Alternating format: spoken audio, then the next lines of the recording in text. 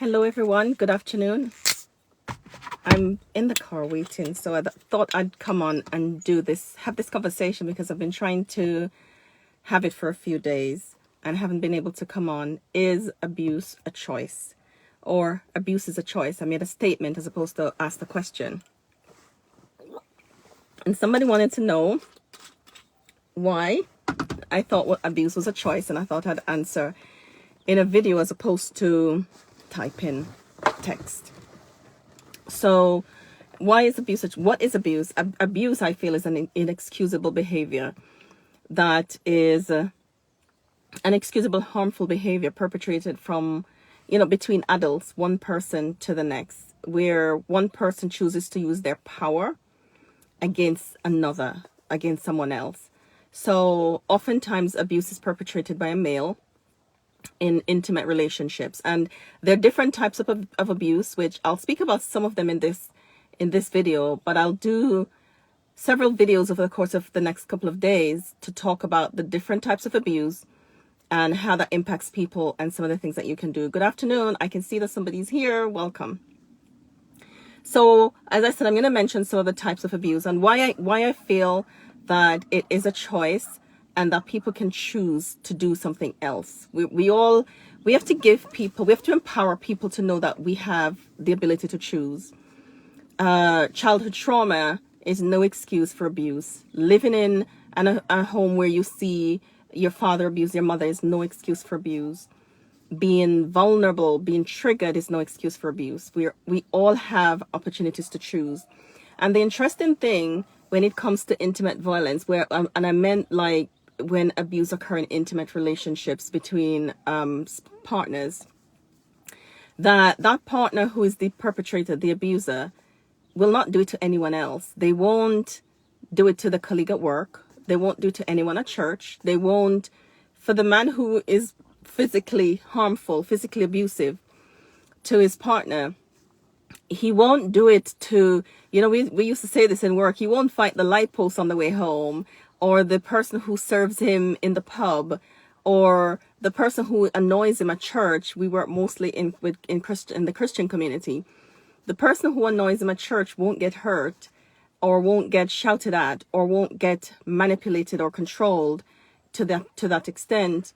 The abuse is reserved for home, the place where he should feel safest, the place where people love them. But that's where the abuse occurs. And so that's why it's a choice, because we can choose, we can make different choices. We can, whatever the triggers are, we can choose to learn strategies to cope that will help us deal with our triggers, so we're not taking out our frustration on the people that love us and the people that we promise to protect and love. So some of the types of abuse are like financial abuse, where one person is financially stable. They are the person who has the job. They're the person with the biggest income. They're the person who controls the family budget, the money. And the financial abuse sometimes occur through managing and controlling that money, through spending that money for personal things, through using that money to support their family and their friends, and not using it in a way that is agreed. There's no discussion. There's no mutual agreement. There is often the person that doesn't have the exact means to earn an income don't get to be a part of the decision-making process. So that's a little bit about financial abuse, where I'll go in depth when I do a video purely on financial abuse. And then there is the abuse where there's always somebody that has power exerting the power over another person.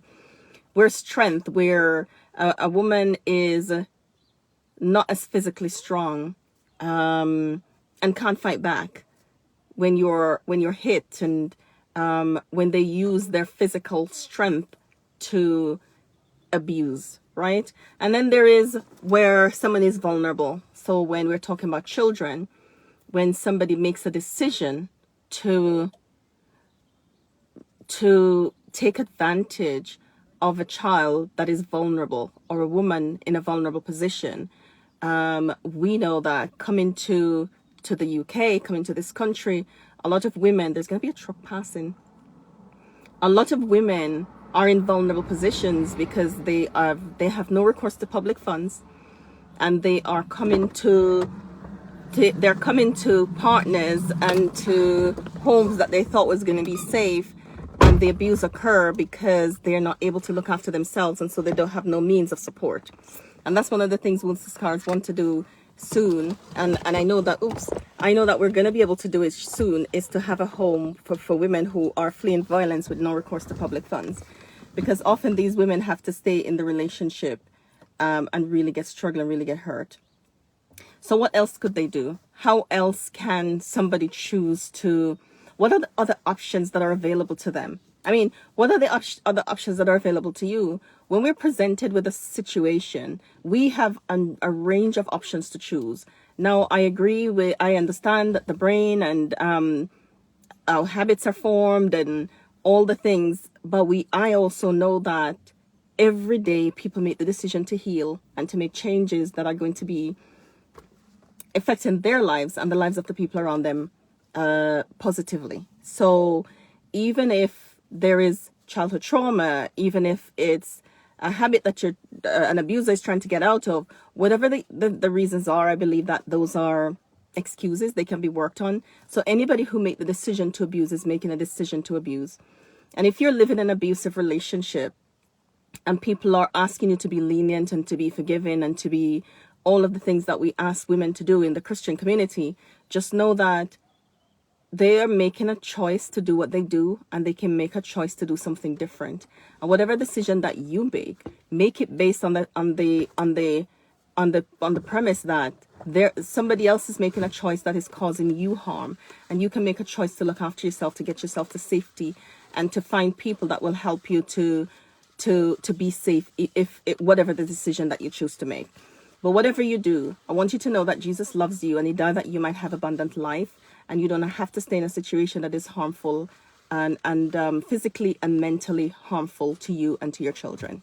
I'll see you next time when I'm going to start talking about the different types of abuse, and I'm going to go in detail with each one. Have yourselves a wonderful day.